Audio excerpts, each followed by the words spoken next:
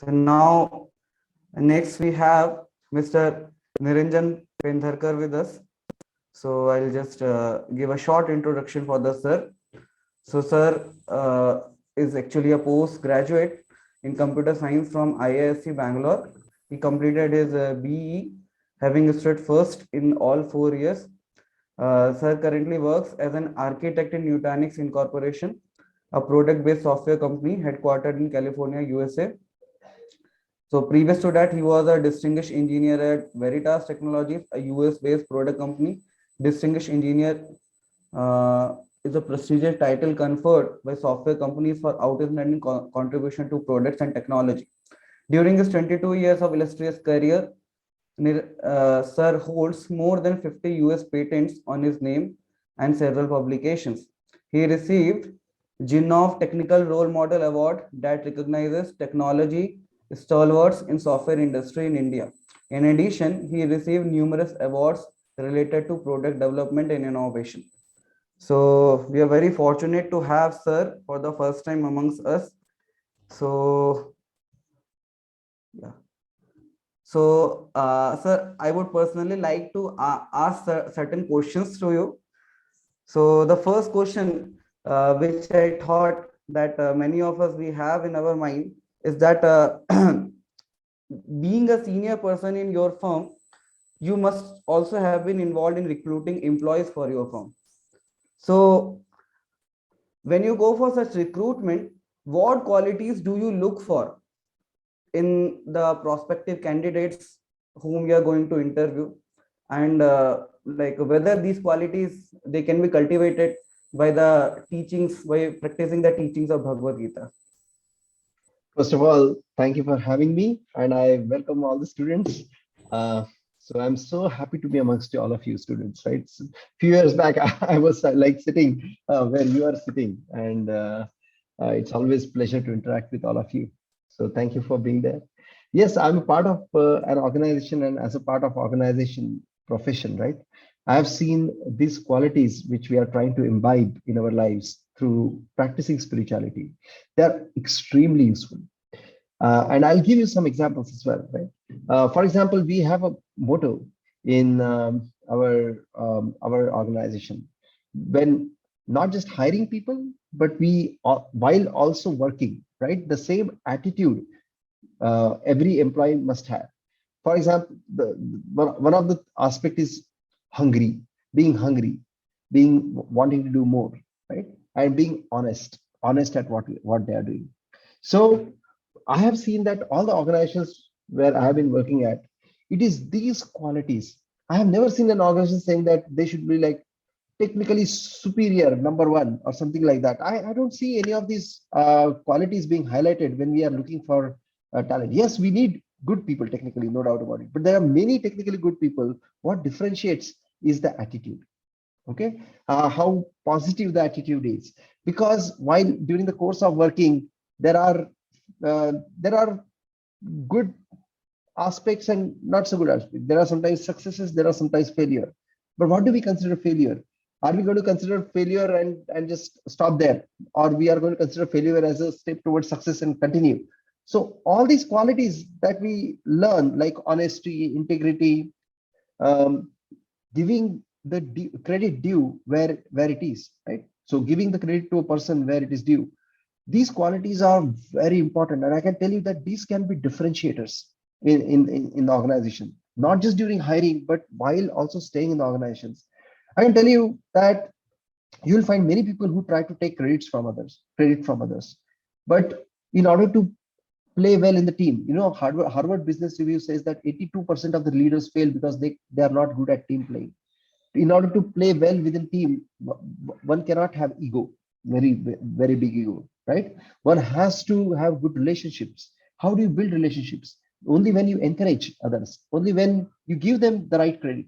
You'll find many people who take others credit, but when you are the person who is giving the credit where it is due, appreciating others, right, you are singled out. I mean, you are singled out as a leader in a team, and that really helps you succeed in your career.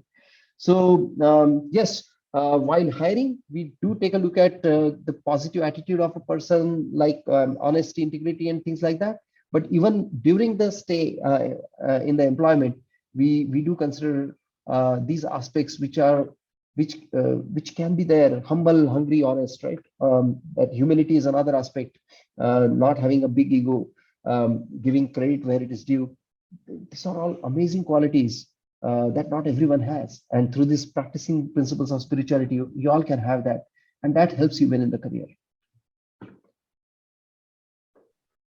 Thank you so much, sir. You told us triple H qualities: humble, hungry, and honest.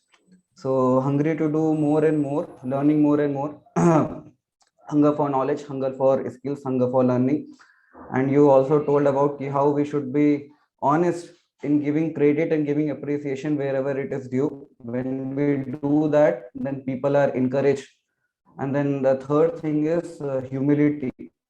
So people really do not like a person who is arrogant. So thank you so much, sir, for that answer. Now the second question which I would like to ask, sir, was that like personally in my own firm VMware, so where I am working, I have seen people of your stature being very busy, and definitely I can also draw parallels, and I can also understand that you also must be having many responsibilities when it comes to your office, and you also are happily situated with your family, so you also must be having many family responsibilities as well. And apart from that, you also take out your time for sharing your wisdom with all of us, like giving all these sessions. So like we really wonder, how do you manage your time? How do you prioritize things in your life? What is the secret behind this? Nice question, right? Nice question.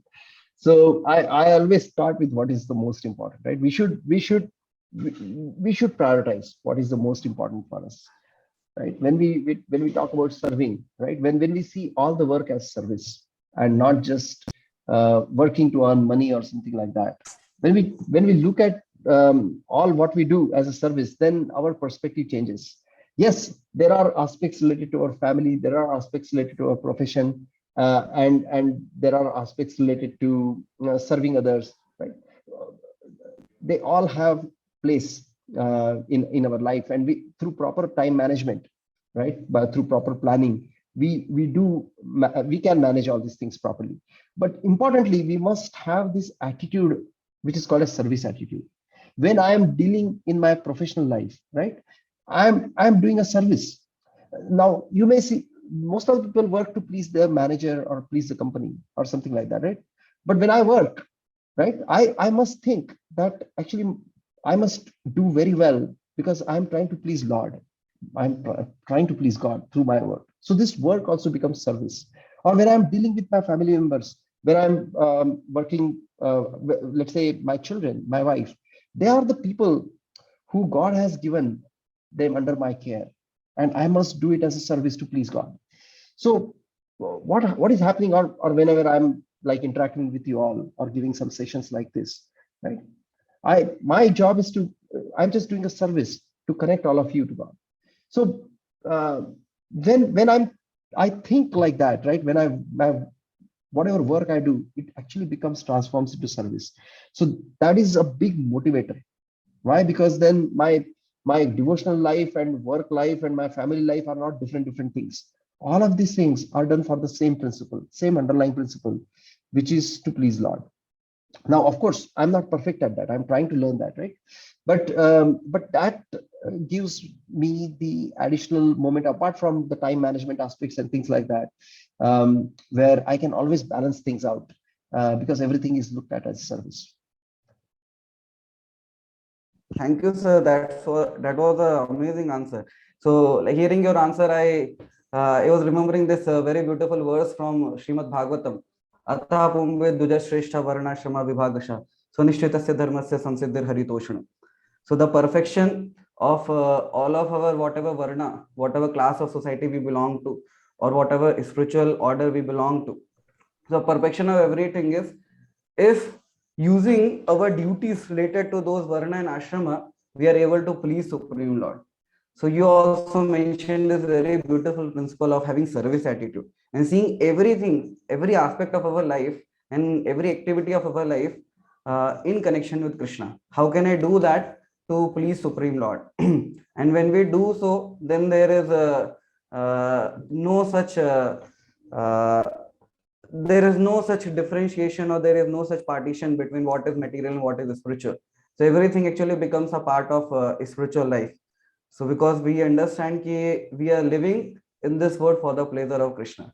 So it was very wonderful and amazing to hear from you, sir, because you have been working in corporate world for last 22 years, and you have really practiced this principle of Bhagavad Gita.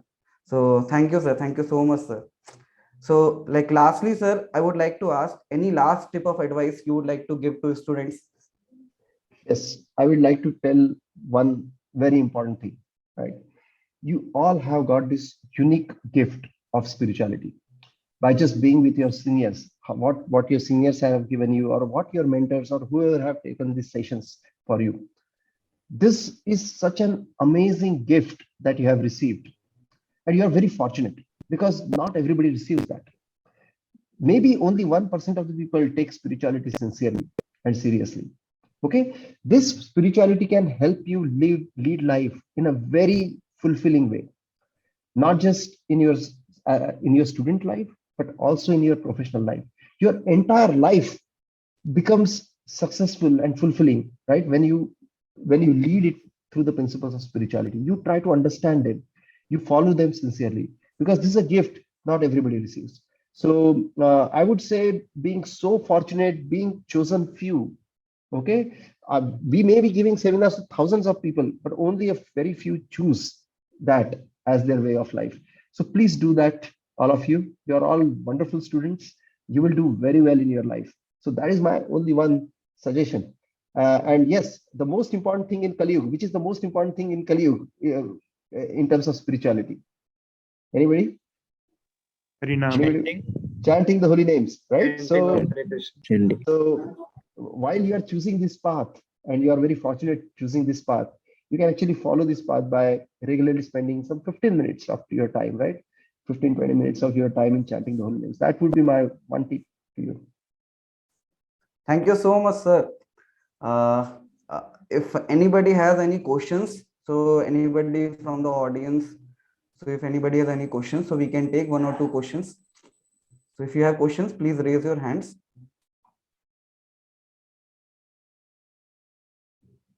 Or you can write in chat box.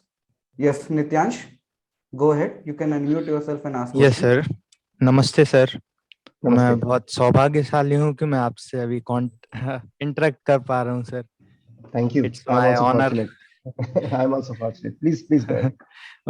तो sir मेरे को आपसे ये पूछना है कि इस as per, जिस एज में हम हैं 19-20 साल, तो इस समय हमारा लाइफ का पर्पस क्या होना चाहिए? एक्चुअली लाइफ के साथ साथ पर्पस चेंज होते रहते हैं, लेकिन इस एज में एक अच्छा पर्पस क्या होना चाहिए? हाँ, बहुत अच्छा प्रश्न पूछा आपने, बहुत ही अच्छा प्रश्न पूछा। तो लाइफ का हमारा एक कैसा है, हमारा एक लाइफ का गोल होता है। वो लाइफ का गोल चेंज नहीं होता है। इसको बोलते हैं ट्रू नॉर्थ, जिसको बोलते हैं हम कॉर्पोरेट वर्ल्ड में बोलते हैं true north. That does not change. That true north is like attaining love of God. That is the true north for each one of us. Whether we are 5 years old, whether we are 10 years old, 15, 25, 45, 90 years old, it does not matter. That's a true north.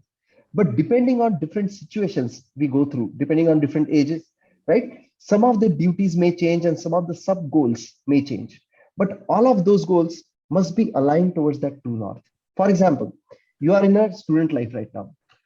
Your true north is the same, which is to achieve goal of life, to achieve love of God, right? So, but in student life, how would you achieve that love of God?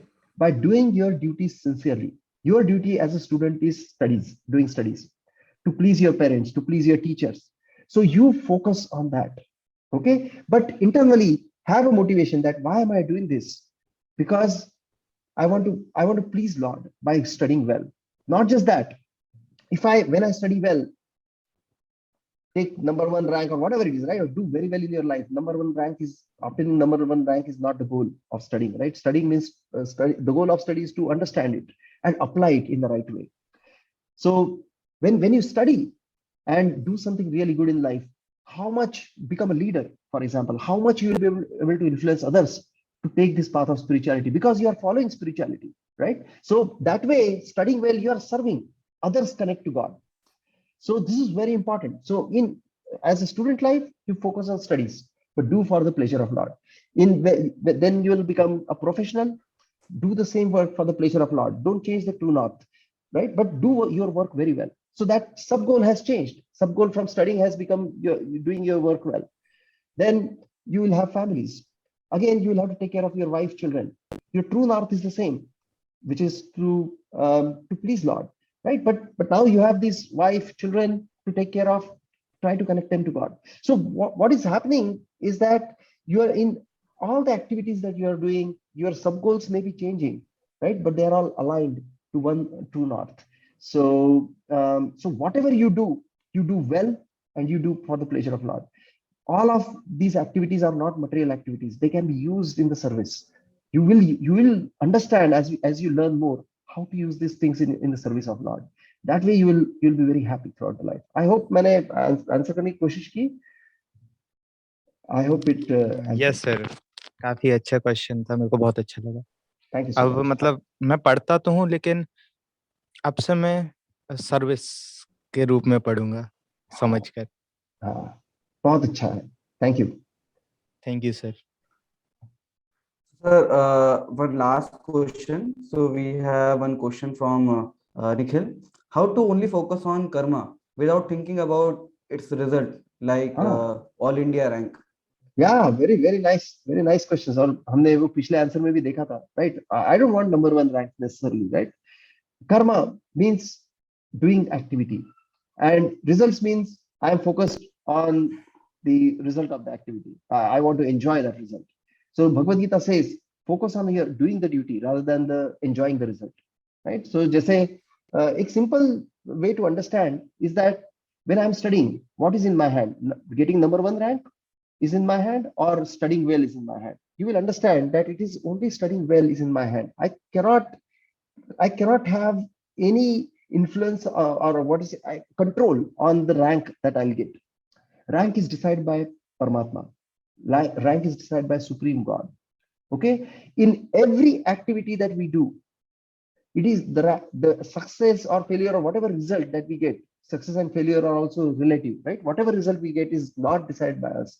It is decided by the Supreme Lord.